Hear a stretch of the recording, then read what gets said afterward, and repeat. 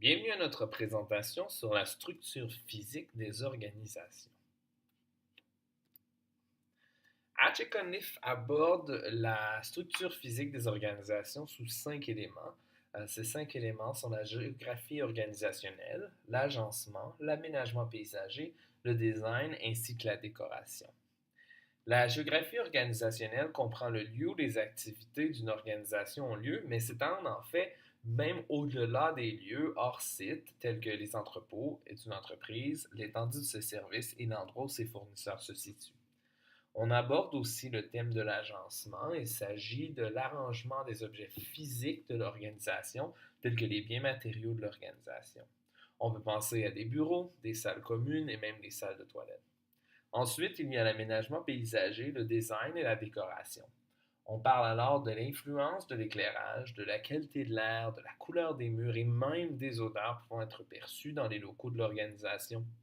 On constate que l'aménagement, le design et la décoration sont de plus en plus pris en compte afin d'améliorer l'apprentissage des élèves à l'école.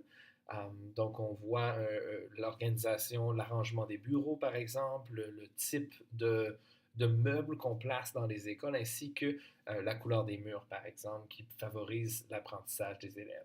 Pour notre présentation, on va parler plus précisément de 2 thèmes, la géographie organisationnelle ainsi que l'agencement, mais plus particulièrement la notion de proximité et de son effet sur la collaboration des enseignants dans une école.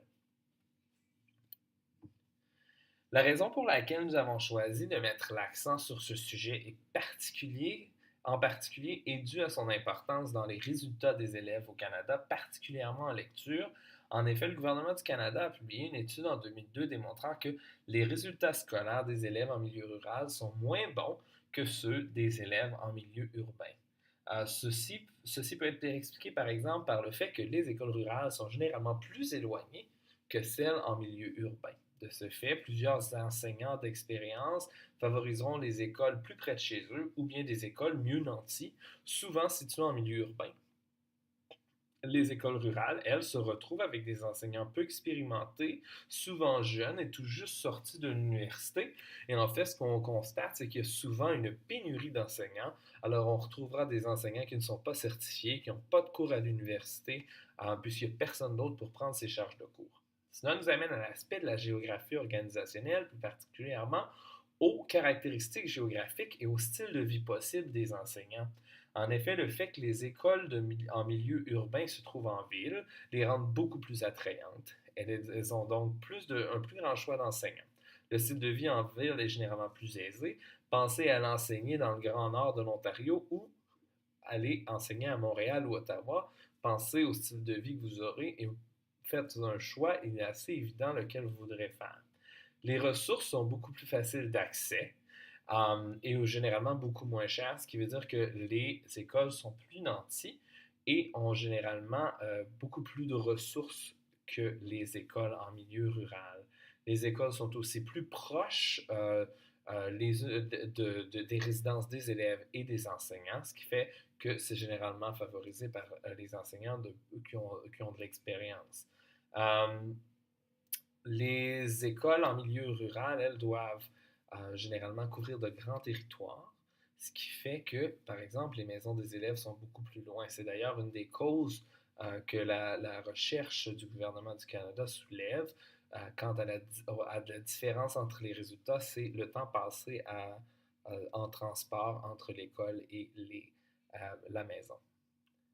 On constate donc l'influence directe que peut avoir la géographie organisationnelle sur les résultats d'une école.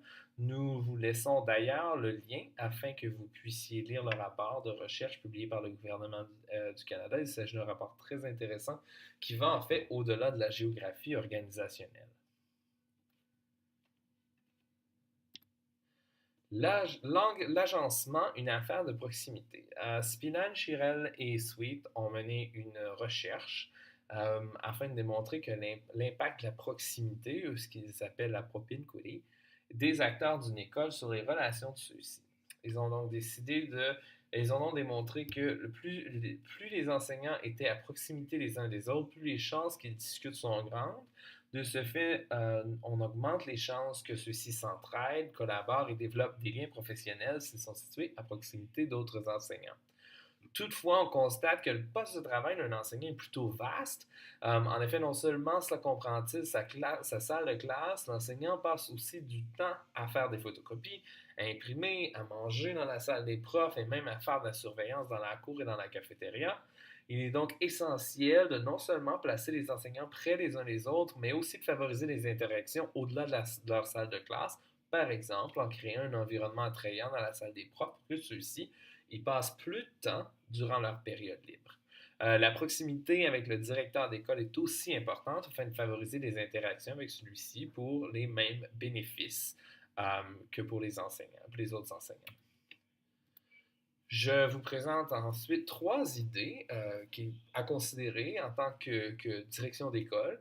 Alors, il s'agit de repenser la disposition des classes et des salles communes afin que les interactions soient plus fréquentes, créer un environnement propice aux discussions et à l'élaboration de projets dans les lieux communs. Et je vais vous donner quelques exemples de problèmes qui surviennent en lien avec la géographie organisationnelle lorsque on dirige une école internationale. Tout d'abord, il est nécessaire de revoir l'arrangement des classes dans l'école. Non seulement doit-on favoriser les interactions entre les enseignants d'un même degré ou d'une même matière, mais il est aussi important de favoriser les rencontres entre d'autres enseignants afin d'encourager le développement de liens interdisciplinaires. Cela élargit les interactions entre les enseignants et augmente l'expertise professionnelle du groupe d'enseignants étant à proximité. L'arrangement physique de la salle des enseignants peut être bénéfique aux interactions professionnelles. Plus le lieu est confortable et attrayant, plus les enseignants y passeront de temps. Lorsque les enseignants passent du temps dans cette salle, ceux-ci discuteront de leurs cours, de leurs projets ainsi que de leurs difficultés. Ils pourront demander de l'aide à des collègues ainsi que collaborer sur des projets communs qui eux-mêmes pourraient émerger de ces interactions. Il ne faut pas négliger l'accès aux ressources de l'école que l'on peut concentrer dans ce lieu afin d'augmenter la dépendance des enseignants à la salle des profs. Si on inclut des postes de travail, des lieux de réunion et d'autres ressources, nous créerons alors un endroit où les enseignants passeront beaucoup plus de temps plutôt que de se cloisonner dans leur classe. En tant qu'administrateur à l'international, la géographie organisationnelle et particulièrement les caractéristiques géographiques sont extrêmement importantes.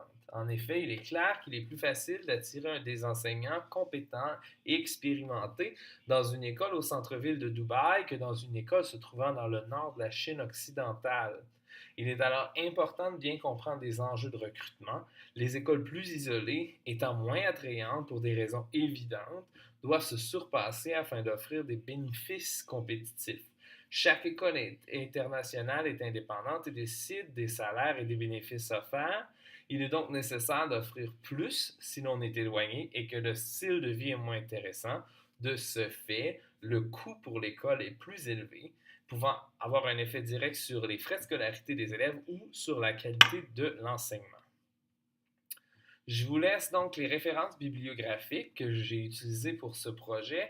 Vous trouverez à la dernière ligne le rapport publié par le gouvernement du Canada sur les écarts entre les résultats en lecture des élèves en milieu rural et en milieu urbain. Et je vous conseille fortement d'aller le lire. C'est vraiment très, très intéressant. Et puis, c'est pas trop long non plus.